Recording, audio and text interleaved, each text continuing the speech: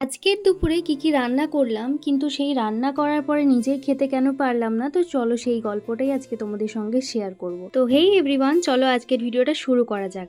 দেখো, সকাল সকাল আজকে বানাচ্ছি পরোটা।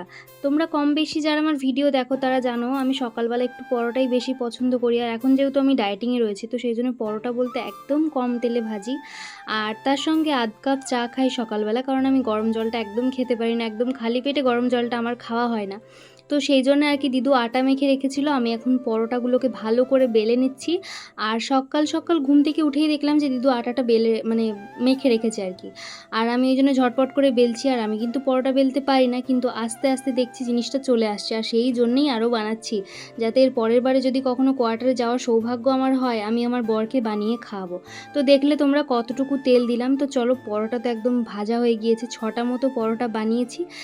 রাত্রের জন্যও রেখে দেবো আর কি। আমি যেহেতু বিকেলে 6টা 6:30টার মধ্যে আর কি একদম আমার ডিনারটা কমপ্লিট করে নিই। তো সেই জন্য আর এক্সট্রা করে কিছু করি না। সকালবেলা যেটা বানাই সেটাই রেখে দিই বিকেলের জন্যে। আর তারপরে খাওয়া দাওয়া কমপ্লিট করে আজকে চলে এসেছি রান্না করতে। এখন না এমন জিনিস হয়েছে, আমার ননভেজটা একদমই খেতে ইচ্ছে করছে না, কিন্তু আমি মনে হচ্ছে শুধু ভেজ খাবো। তো তাই ঠিক করেছি কাল থেকে না একটা আলু সিদ্ধ দিয়ে ভাত খাবো, তাও ভালো, কিন্তু ননভেজ জিনিসটা একদমই আর খেতে ইচ্ছে করছে না। তো যাই হোক, আজকে বানাচ্ছি ডিমের ঝোল আর কি, ভেজে ডিমের ঝোল।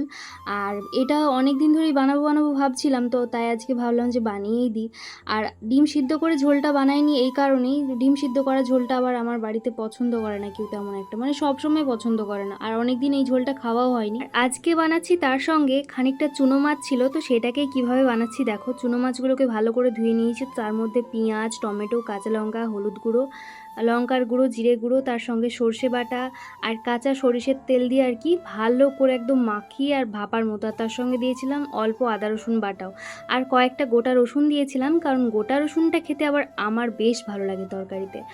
আর মানে ননভেজটা খেতে এই কারণে ইচ্ছে করছে না, কারণ অনেক দিন ধরে দেখবে যদি আমরা কোনো একটা জিনিসই খেতে থাকি না, তো সেই জিনিসের প্রতি অরুচি চলে আসে। তো সেই জন্যই আর কি আমার এখন অরুচি চলে এসেছে ননভেজের প্রতি। তো কাল থেকে ভেজ খাবো। আর আজকে চুনো মাছগুলো যেহেতু অনেক দিন ধরেই ফ্রিজে রাখা ছিল, তাই ভাবলাম বানিয়ে ফেলি। আর এদিকে ঝোল রেডি হয়ে গেছে আমার, মানে সমস্ত রান্নাবান্না কমপ্লিট আর কি। তো চলো দেখিয়ে দিই। এদিকে রয়েছে শাক ভাজা, আর ভাত করেছি, ওল ভাতে দেওয়া রয়েছে। আর এদিকে ডিমের ঝোল, আর ওইদিকে চুনো মাছের বাটি চচ্চড়ি। ব্যাস, আজকে